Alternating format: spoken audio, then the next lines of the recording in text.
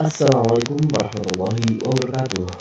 Perkenalkan, nama saya Adi Saputra, kelas IF 102 dengan NIM 23040101005. Di video kali ini saya akan mempresentasikan tugas dari ELC Literasi dengan topik TK di masyarakat. Langsung saja, TK di masyarakat. TK telah menjadi bagian integral dari kehidupan masyarakat modern, dari pendidikan hingga ekonomi, teknologi informasi, dan komunikasi. TK telah merevolusi cara kita hidup, bekerja, dan berinteraksi. Kemudian perkembangan TK di era globalisasi. Yang pertama, perkembangan pesat, teknologi informasi, dan komunikasi. TK berkembang pesat, membentuk kembali landscape sosial dan ekonomi global. Yang kedua, globalisasi. TK telah memfasilitasi interaksi global, memungkinkan pertukaran informasi dan ide secara real time. Kemudian, definisi dan ruang lingkup TK. Definisi TK mencakup semua teknologi yang berhubungan dengan pemrosesan, penyimpanan, dan penyebaran informasi. Yang kedua, ruang lingkup. TK mencakup berbagai bidang termasuk internet, komputer, perangkat mobile, dan teknologi komunikasi. Dampak positif TK dalam kehidupan masyarakat. Yang pertama, akses informasi. TK menyediakan akses mudah ke informasi, memperluas pengetahuan dan pemahaman masyarakat. Yang kedua, konektivitas. Tidak menghubungkan orang-orang di seluruh dunia, memperkuat hubungan sosial dan budaya. Kemudian yang ketiga, peningkatan efisiensi.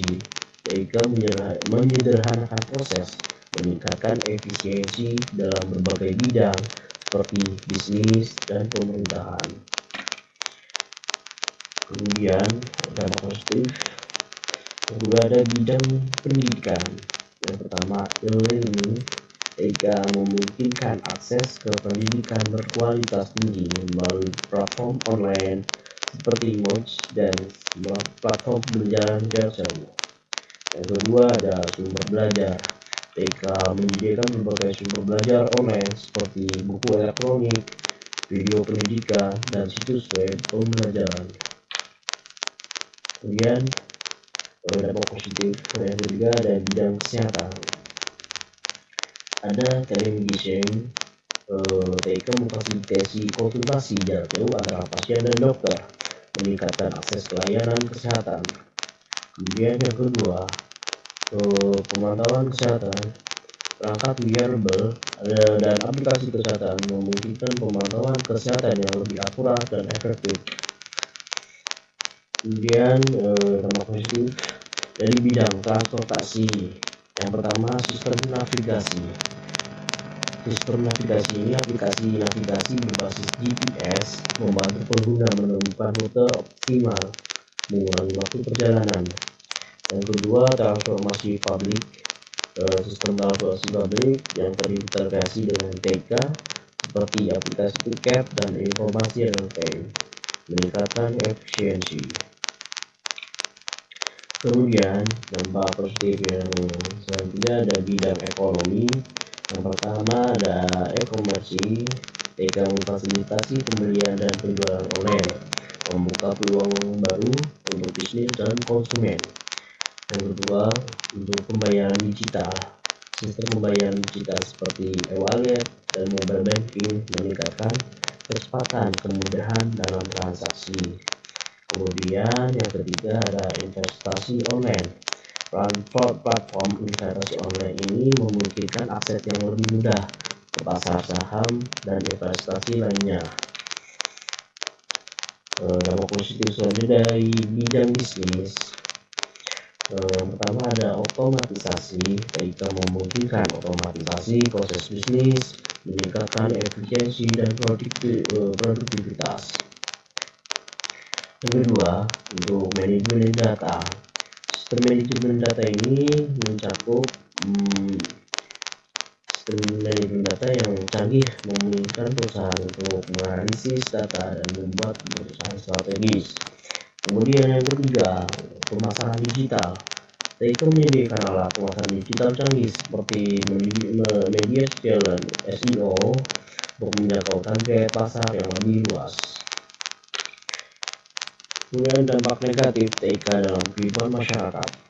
Yang pertama, ada ketergantungan. TIK dapat menyebabkan ketergantungan yang berlebihan, mengurangi interaksi sosial dan kemampuan untuk fokus. Yang kedua, privasi. Data pribadi yang dikumpulkan oleh TIK dapat disalahgunakan, mengancam privasi dan keamanan informasi. Kemudian yang ketiga, kejahatan dari cyber. TIK menciptakan peluang baru bagi kejahatan cyber seperti penipuan online dan serangan ransomware.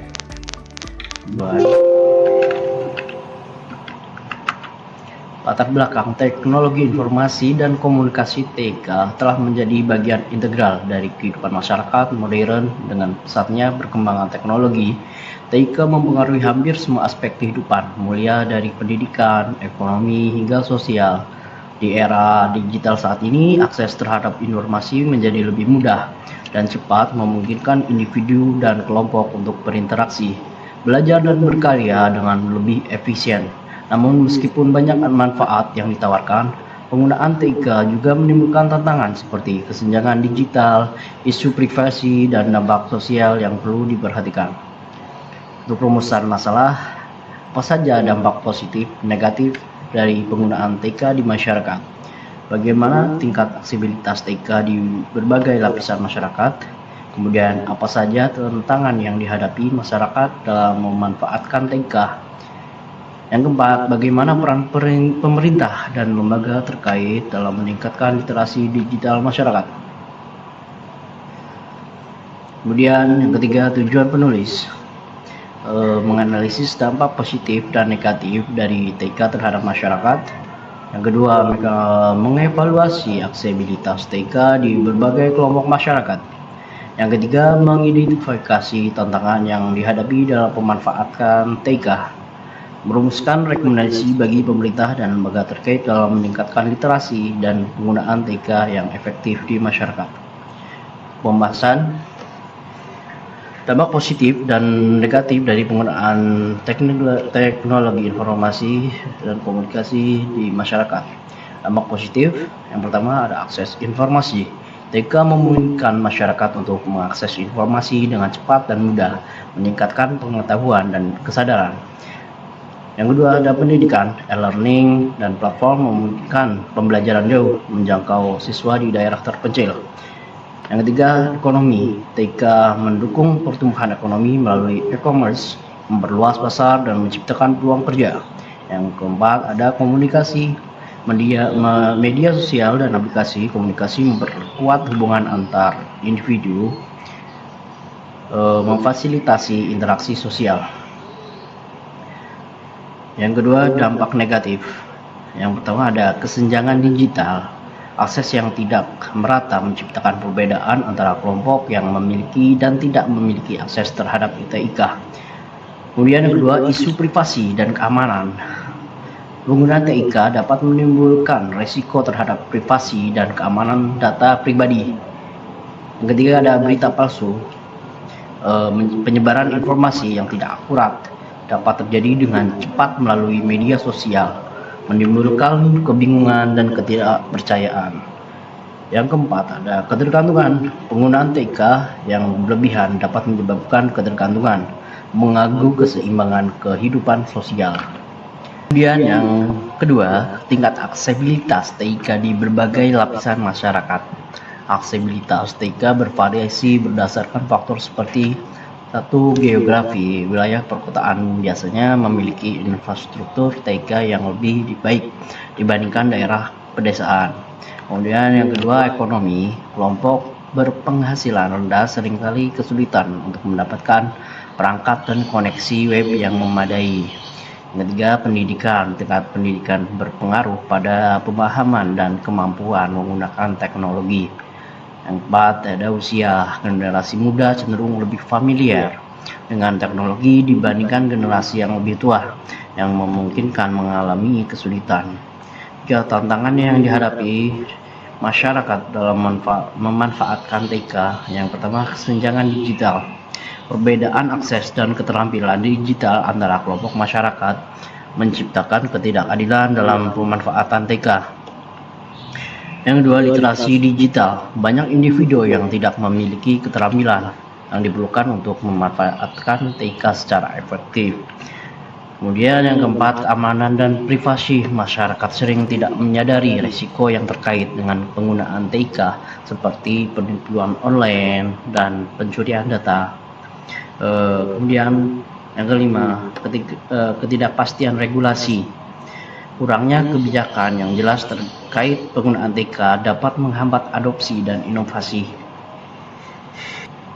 Kemudian peran penting dan lembaga terkait dalam meningkatkan literasi digital masyarakat.